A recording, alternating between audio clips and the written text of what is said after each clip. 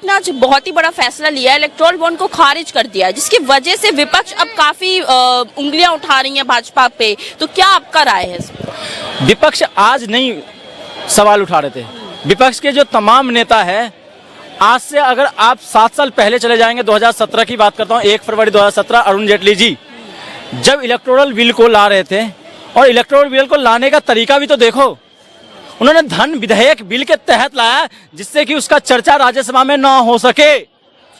और दूसरी बात, जब ये बिल लाया जा रहा था, ये राय मसौदा जब भी आरबीआई गवर्नर से लिया जाता, आरबीआई की टीम से लिया जाता है, ऐसी क्या दिक्कत हो गई थी उस समय 2017 में कि उन्होंने 4 दिन पहले इस बिल को आरबीआई के पास भेजा, और जबकि उससे पहले ही विधेयक बन के तैयार था, और उस समय भी आरबीआई ने कहा था कि इसमें कोई पारदर्शिता नहीं है, ये देश के लिए नुकसान है, देश के लिए खतरे की घंटी है। तब भी भारतीय जनता पार्टी ने जबरदस्ती उस बिल को पास कराने का काम किया था, और वादा क्या कहा था उन्होंने, ये देश हित में ये बिल है। और आज सुप्रीम कोर्ट ने उसी भारतीय जनता पार्टी पे तमाचा मारते हुए खारिज किया कि ये देश हित में नहीं, ये देश के लिए खतरे के लिए घंटी है। मैं बताऊं कैसे? आप बताइए, आप पारदर्शिता के नाम पे इस बिल को लाए थे कि 2000 से ऊपर जो भी दान देगा पार्टी और संगठन में, उसका नाम डिस्प्ले होगा। आप ये बताइए, 7 साल में, पिछले 7 साल में भारतीय जनता पार्टी और तमाम पार्टियों को जो दान मिला है वो कितनों को पता है? क्या उस बिल के आने के बाद कैश में दान नहीं जा रहा है? हुआ क्या है, सरकार ने उसको बस एक हथकंडा अपनाया। तमाम उद्योगपति जो भारतीय जनता पार्टी को दान नहीं देना चाहते थे, जो विपक्ष को मजबूत करना चाहते थे संगठन को, उनको ईडी और सीबीआई को डराने के लिए इस बिल को लाया गया था जबरदस्ती में। दूसरी बात, जो विदेशों के जो कंपनियां हैं, जो हमारी जो यहाँ की जो संस्था है, उसको बेचने के लिए वहाँ के कंपनियां, इनके जो संस्था है, इनको दान देती थी, और उन दान के बदले वो क्या करते थे, यहाँ की संस्था को बेचकर विदेशी कंपनी को देने का काम करते थे, इसका काम करते थे। ये चीज कहीं ना कहीं आरबीआई को लग गया। तभी तो बताइए आप, तभी तो बताइए जीडीपी का 81% कर्ज भारत के ऊपर अचानक से हो गया। तभी तो अचानक से 205 लाख करोड़ का कर्जा हो गया, और एक तरफ ट्रिलियनों की बात करते हैं। आप ये बताइए, तो सुप्रीम कोर्ट ने इसमें हस्तक्षेप किया। आज जो 5 टीम का जो मेंबर था, उन्होंने यही सब बात कहा कि आप जो बिल लाए हो, ये सरकार रिश्वतखोरी और कमीशन खोरी को बचाने के लिए ये बिल लाया था। मैं उदाहरण दे रहा हूँ, मंदिरों में जो दान होता है या ट्रस्टों को जो दान होता है, उनके नाम क्यों नहीं खुलते हैं भाई? और वो दान देते हैं, अगले दिन सोना चोरी हो जाता है, अगले दिन पैसे ब्लैक का व्हाइट हो जाता है? लेकिन जब पार्टी संगठन दूसरे संगठन में जाते हैं, उनके ईडी और सीबीआई चला जाता है, उनको समन भेज दिया जाता है। लेकिन वही पूंजीपति इनको दान देता है तो उनको दूसरा प्रोजेक्ट मिल जाता है। तो ये चीजें, और ये तो दान तो एक अभिव्यक्ति की आजादी में आता है मैम। अगर हम किसी, मैं सपोज करो मेरे यहाँ कोई शोषित वंचित है और उनकी सहायता करूंगा, तो क्या मैं ढोल पीटने का काम करूंगा मोदी जी की तरह कि मैंने इनको सहायता किया है?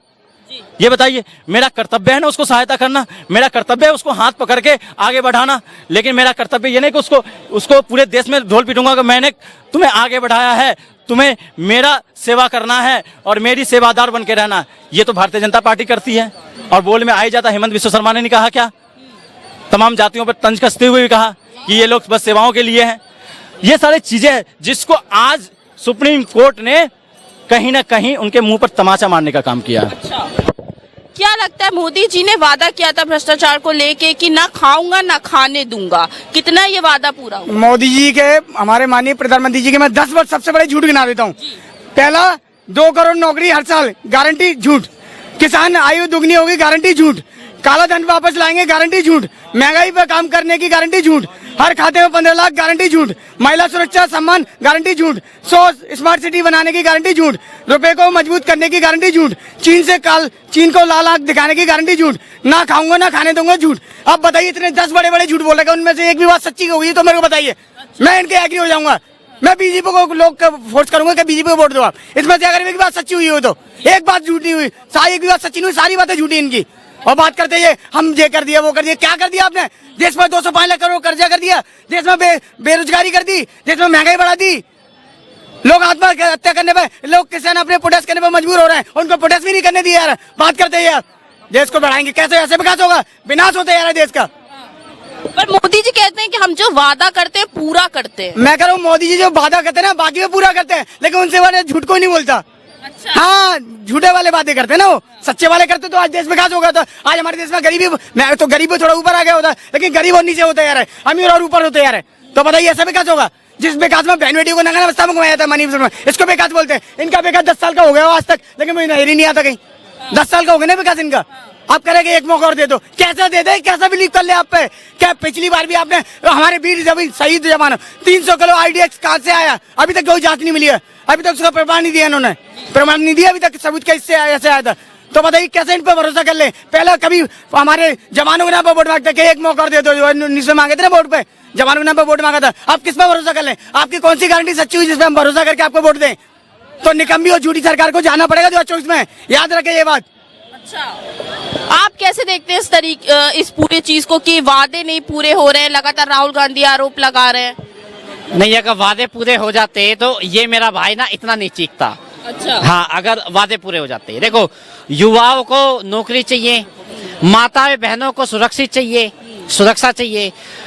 देश का जो किसान है उसको एमएसपी पे गारंटी चाहिए, जिसकी मांग लेके आज वो आए हैं। लेकिन इस देश में कुछ भी नहीं मिल रहा है। क्या अभी आपने कुछ दिन पहले आपने देखा होगा, खैर वैसे इस सरकार से कोई उम्मीद लगानी तो बेकार है। अभी कुछ दिन पहले देश की जो बहादुर पहलवान बेटियां थी वे भी बैठी थी, उनको भी कोई न्याय नहीं मिला। जबकि देश की पार्लियामेंट का जब वो उद्घाटन हो रहा था तो रोडों से उनको उठा दिया गया था, उनके ऊपर लाठीचार्ज करके उनको वहां से भगा दिया गया था जंतर मंतर से।